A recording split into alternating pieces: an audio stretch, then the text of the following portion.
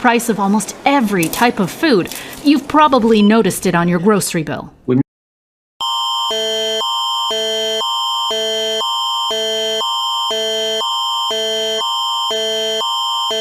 Alberta has declared a state of public health emergency to protect the healthcare system.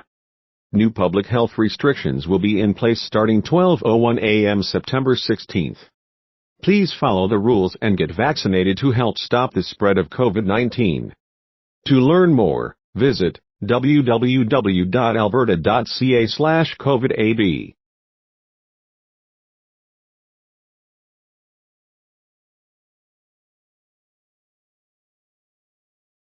They could blame that on Mr. Trudeau. Food inflation wasn't